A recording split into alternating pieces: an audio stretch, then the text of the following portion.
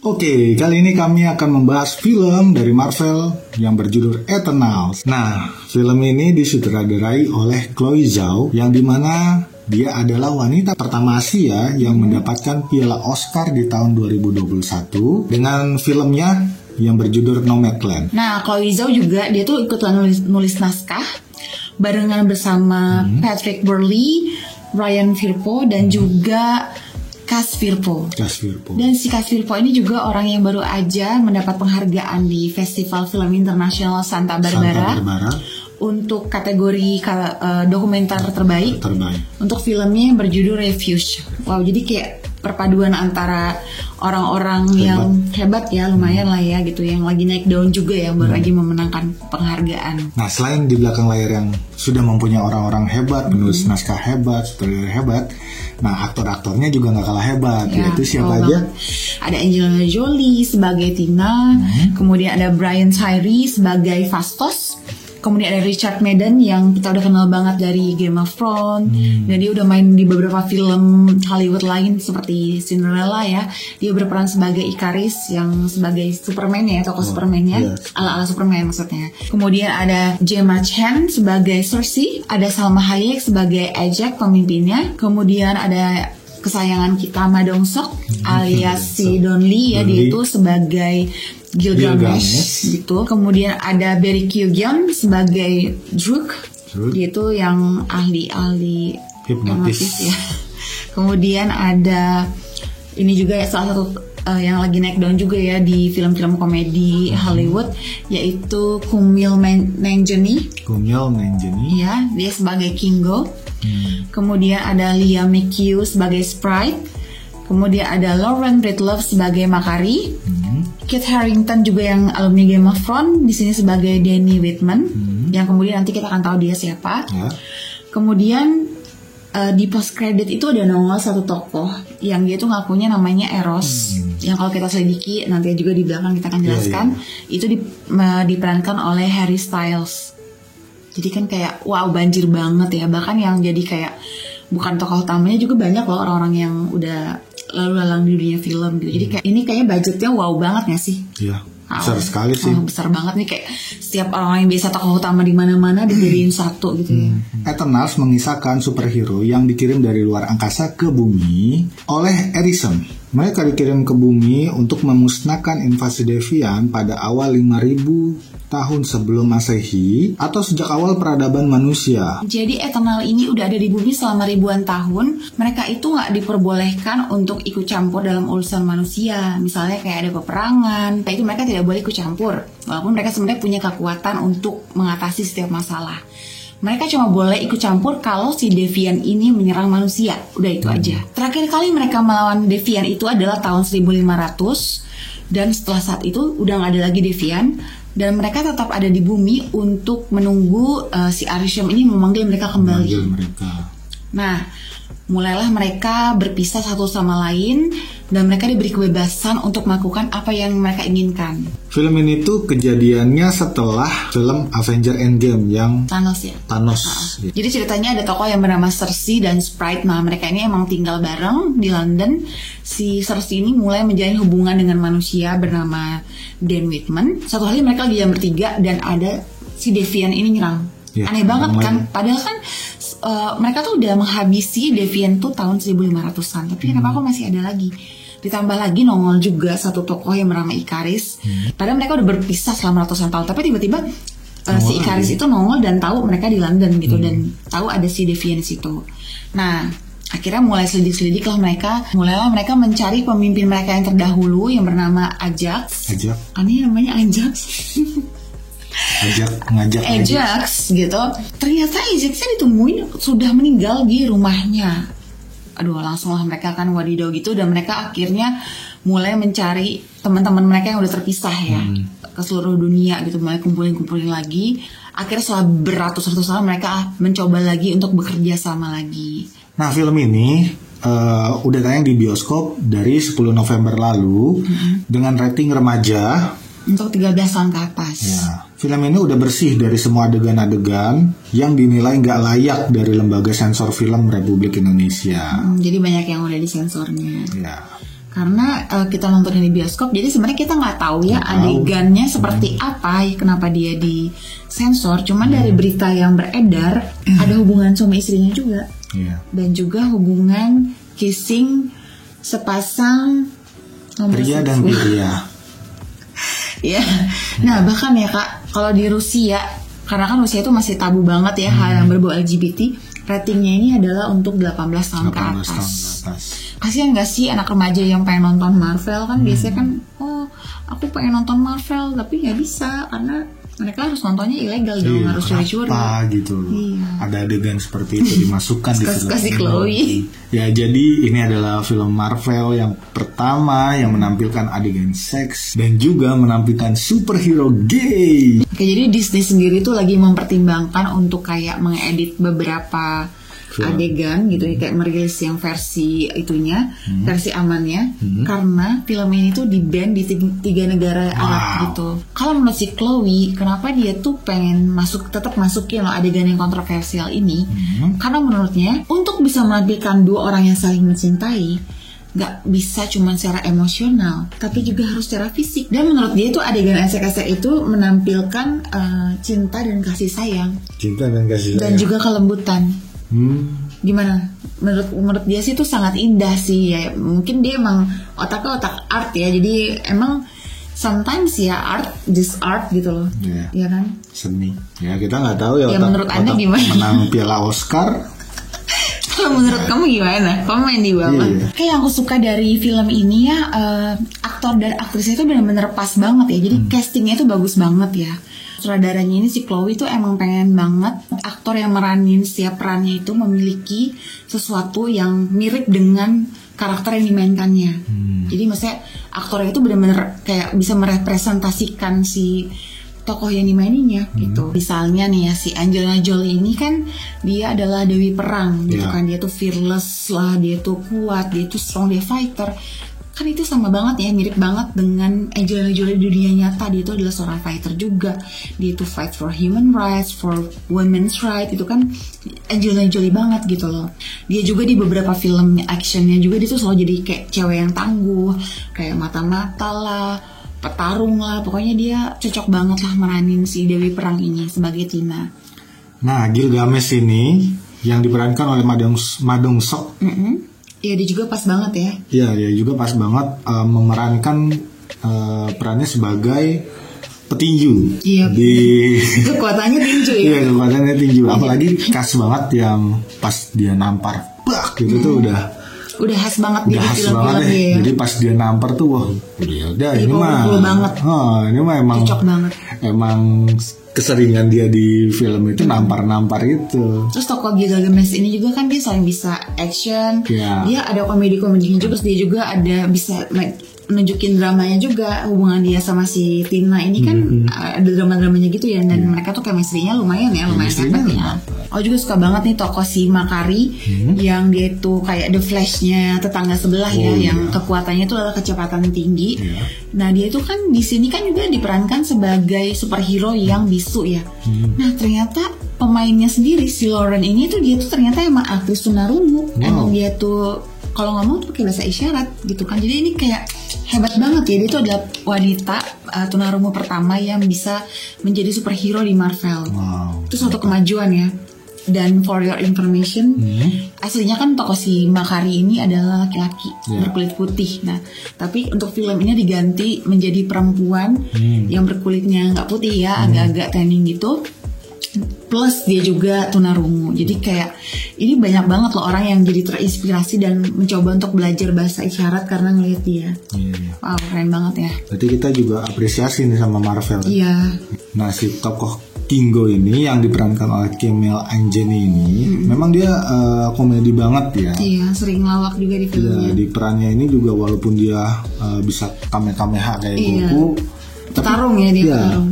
Di film-film lain dia memerankan sebagai komedian juga di film contohnya di film Stuber, Lovebird di Netflix. yang di Netflix. Nah ini dia cocok banget perannya di sini, dapat dah pokoknya. Dan kita tuh sering banget ketawa ya, sering banget ketawa karena actionnya dia.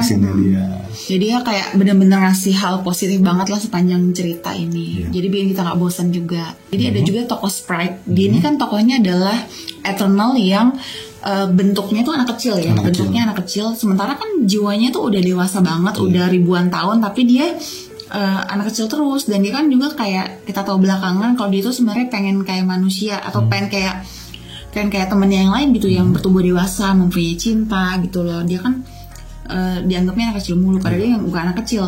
Itu pas juga loh pemerannya ini si Lia Meikyuk ini, badannya kan emang imut-imut gitu. Jadi orang tuh sering salah mengira bahwa dia tuh masih anak-anak, padahal dia sebenarnya udah 17-an tahun lah, 16 gitu nggak tahu. Dan ternyata selidik punya selidik, dia tuh umur 13 tahun aja udah lulus SMA dan udah masuk kuliah. Jadi kan pas banget ya, kayak orang yang jiwanya dewasa di dalam tubuh anak-anak. Jadi makanya dia tuh pas meranin tuh dia kayaknya dapat banget deh. Jadi kayak emosinya dapat banget pas dia benar-benar nggak suka stuck di dalam tubuh anak kecil gitu. Nah, si Gemma Chan ini yang berperan sebagai Cersei, dia ini mempunyai kekuatan creation ya. Bisa bikin air, terus bisa kayak ngubah elemen gitu. Ya betul. Bahkan monsternya aja dibikin jadi pohon nih. Iya akhirnya, tapi pas dia awalnya nggak tahu sih dia punya kekuatan gitu, cuman dia kayak punya kekuatan creation gitu ya. Makanya kayaknya dia yang dipilih sebagai pemimpin ya, karena dia memang, karena Eternal itu kan tugasnya all about creation ya, about ternyata pada akhirnya kita tahu bahwa Eternal itu bertugas untuk melahirkan celestial baru gitu dalam satu planet gitu. Dan dia itu punya empati sama manusia dan diperankan baik banget sama dia ini ya. Iya, jadi kayak kerasa banget kalau dia itu adalah Eternal yang baik banget gitu. Terus si Richard Madden-nya juga yang gak mau kalah, dia kan sebagai Icarus yang sebagai cowok ganteng yang berwibawa gitu, Superman gitu kan, itu juga cocok banget gitu kan.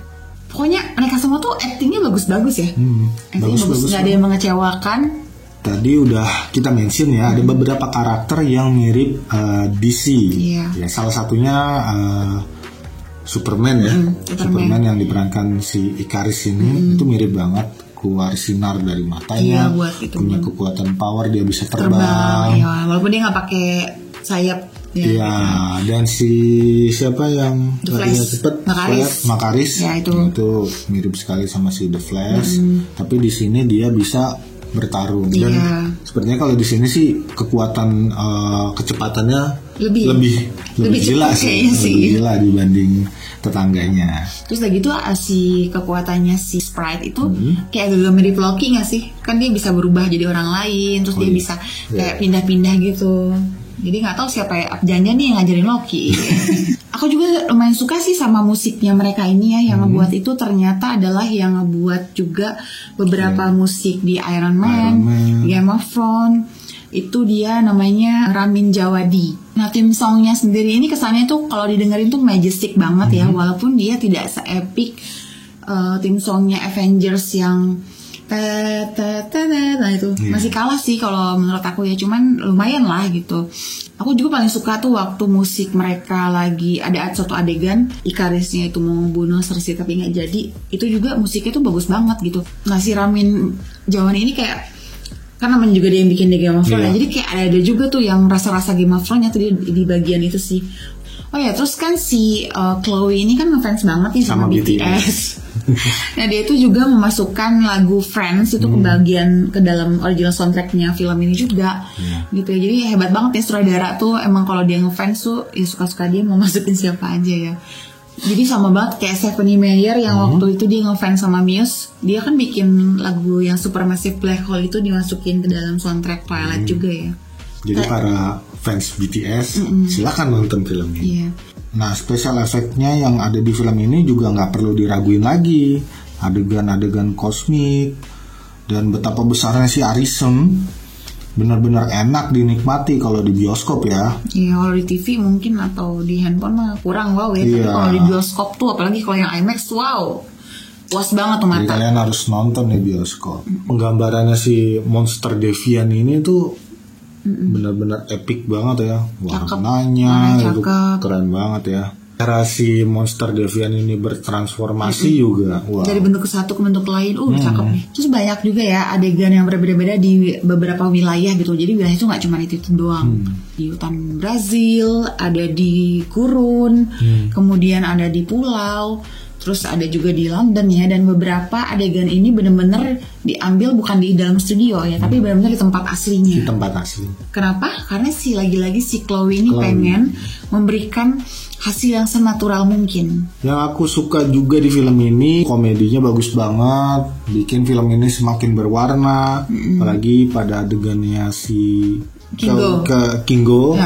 Itu dia selalu bawa kameramen kemana-mana, asistennya ya, sama asistennya yang dia bawa banyak kamera yang sering dibanting sama Eternal lain, cuman dia selalu bawa cadangan kameranya. Terus pada saat dia bilang, ini udah direkam belum? Padahal lagi perang. Padahal lagi berantem sama si monster Deviant ini ya, udah cukup menghibur banget sih. Kostumnya juga bagus banget ya, aku suka tiap karakter tuh punya warna masing-masing dan kayak punya ciri khas masing-masing, tapi mereka tuh kayak tetap aja ada satu kesatuannya gitu. Terus pesan moral yang bisa diambil dari film ini juga lumayan bagus ya. Jadi ada tentang kehidupan, tentang keserakan manusia, tentang teknologi juga bisa membuat manusia itu perang. Jadi sebenarnya cukup dalam juga sih moral yang bisa diambil dari film ini. Segitu banyak yang hal bagus ya sekarang yang kita tuh kurang suka ya dari film ini. Nah, di film ini kekurangannya yaitu plot story-nya tuh padat banget, yang dimana film ini kan ada 10 karakter ya, 10 superhero, dan diperkenalkan dalam satu film. Karena kayak mereka tuh kan harus dikenalin ya, karena ini kan film pertama tentang Eternal, tapi harus dikenalin dengan berat gitu, jadi kayak padat banget gitu. Mungkin seharusnya film pertamanya itu lebih kepada cerita mereka tuh dulu ngalahin Deviant awal-awal gitu, lebih dijabarin lebih banyak mungkin kalau misalnya. Jadi atau misalnya kisah-kisah mereka yang kayak asmaranya si Ikaris sama si Cersei gitu, itu lebih zaman dulunya gitu loh. Di film tuh kayak lebih diekspos lagi gitu. Sementara kalau di sini kayak terlalu dipaksain banget gitu, semuanya dimasukin. Kalau misalnya lebih dibikin jadi 2 film, mungkin bisa lebih ngebangun karakter masing-masing gitu. Jadi kita ngerti konfliknya mereka tuh kenapa, terus kayak mereka tuh saling mencintainya itu sebesar apa gitu. Kalau yang sekarang ini kan kayak kurang bisa ya. Aku juga kurang suka tuh yang alur maju mundurnya. Kayak gimana ya, bukannya sebenarnya jelek ya alur maju mundur ya, karena kan banyak juga film yang alur maju mundur. Tapi karena ini film pertama, terus dimasukin alur nih maju, sekarang mundur lagi ke masa lalu. Sekarang kita jadi bingung gitu. Oh, tadi kita baru mencoba memahami yang tadi. Nah, tiba-tiba di sini, oh ternyata dia pernah ini sama yang ini gitu. Terus ternyata lagi, oh ternyata dia sebegitu gitu. Jadi kayaknya sih kalau misalnya diceritainnya lebih nggak alur maju mundur, mungkin lebih enak aja kali ya diterima. Bikin pusing ya say. Iya, mungkin di film ini biar kita tuh mikir keras ya. Otak kita tuh selalu mikir di film ini. Banyak banget karakter yang kurang diekspos di film ini karena kekurangan waktu ya. Ya, terus kayak si Makaris yang dia ceritanya kan mereka berpisah selama waktu yang sangat lama gitu kan, dan dia tuh menyendiri dalam pesawat mereka gitu. Tapi pas mereka ketemu lagi kayak nggak ada perubahan apa-apa.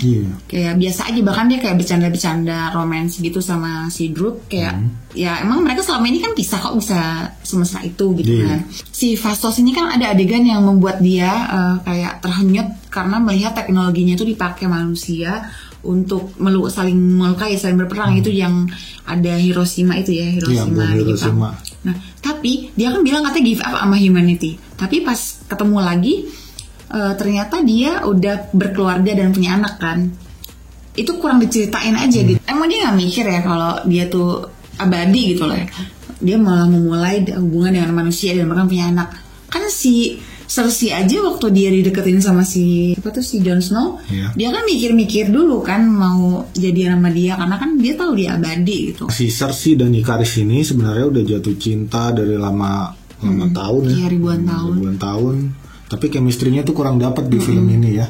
Kayak asa gimana ya, sebenarnya actingnya udah oke, tapi kayak ada yang kurang, entah plot ceritanya atau gimana, tapi ya tetap kita kayak nggak ngerasa mereka tuh adalah pasangan yang udah saling mencintai gitu. Terus ada juga beberapa cerita yang ada kontradiksi ya. Kan si Ikaris ini kan sampai ngebunuh pemimpinnya sendiri si Ajak demi dia misinya Arishem gitu kan.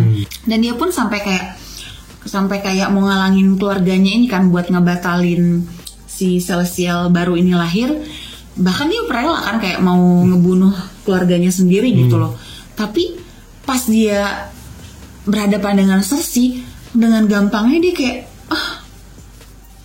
maafkan aku bertobat gitu loh. Jadi kayak mau cepet-cepet dihabisin, cepet-cepet di-endingin gitu. Kurang dapet aja gitu klimaksnya.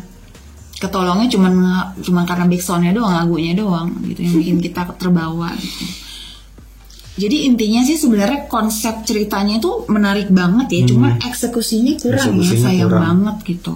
Adegan yang kamu paling suka apa? Ya si Makaris yang The Flash. Itu dia kecepatannya tuh udah gila banget di film ini ya. Terus waktu berantem ya sama si Ikaris ya. Ini gokil sih. Terus dia tuh bisa berantem ya kan, karena kan biasanya The Flash tuh kayak cuman ya lewat cepet-cepet mengalihkan. Bahkan dulu ada yang Superman sama The Flash aja, Superman tuh bisa ya ngelihat si The Flashnya itu lambat, jadi dia nggak mempan. Tapi di sini dia bisa mukul-mukulin si itu Ikarisnya gitu, padahal kan Ikaris itu yang kuat ya kayak Superman kan gitu. Jangan dijeplak banget. Iya tapi itu adegannya ini sama banget dong. Tapi adegannya bagus sih, tapi juga suka gitu. Tapi ya nggak apa-apa. Jadi The Flash-nya di Eternal ini lebih powerful banget dibanding si Ono. Aku kayaknya nggak ada yang terlalu berkesan banget deh kayaknya. Oh gitu? Ya paling aku cuma suka komedinya aja kali ya gitu. Bukan sama Pastos sama si pasangan. Kok gitu sih? Jadi kalau aku yang ini sih yang lumayan ngena tuh ya ini, bahwa walaupun ceritanya ini tentang hero Eternal, tapi dia tetap kayak masukin adegan yang Hiroshima itu loh, yang si Fastos itu kayak nangis, dia benar-benar kecewa. Itu kan kayak menggambarkan kayak Tuhan tuh udah ngasih manusia kebebasan, Tuhan tuh ngasih manusia kecerdasan buat kita tuh bisa mempunyai teknologi, tapi kalau digunakan oleh orang jahat, teknologi itu bisa membunuh manusia gitu. Benar-benar kayak relate gitu. Untuk yang udah sering nonton film Marvel kan pasti kalian tuh abis udah ada tulisan-tulisan pasti kalian nungguin kan post kreditnya. Ya benar banget, kalian harus nungguin karena ada 2 post kredit. Nah yang pertama itu adalah kemunculan Eros. Jadi dia adalah katanya tokoh Eternal juga. Dan setelah kita selidiki, kalau di komik dia itu adalah adanya Thanos. Jadi dia adalah pangeran Titan ya, berarti ya kalau nggak salah. Pangeran apa sih? Pokoknya dia sebutlah di situ. Nah, berarti kan dia juga akan berperan di dalam film Eternal yang berikutnya kan. Siapa yang suka Harry Styles? Ayo gitu. Kemudian juga yang kedua si Jon Snow ya. Si Jon Snow itu yang ngebuka harta karunnya. Harta karun keluarganya itu ada pedang. Dan punya sedikit dia memang adalah tokoh Black Knight ya. Ya dia itu kalau di komik sih dia tuh anggotanya Avenger juga. Jadi tapi nggak anggota tetap sih gitu. Jadi ini ya freelance. Iya. Jadi Jon Snow gagal jadi pemimpin di Game of Thrones, dia pindah ke Marvel Universe nih. Ya kalau aku kasih skor di film ini dari visualnya dan lain-lain totalnya sih ya 7,5 lah. 7,5 ya. Kalau aku tuh enjoy banget ya film ini ya, karena ini tuh berbeda dengan film-film Marvel sebelumnya yang lebih ngutamain action. Kalau biasanya Marvel yang lain ala komik, kalau ini kayak ala novel gitu lah ya. Aku suka juga sih hubungan antara mereka semua ini, hubungan keluarganya. Jadi aku kasih 7.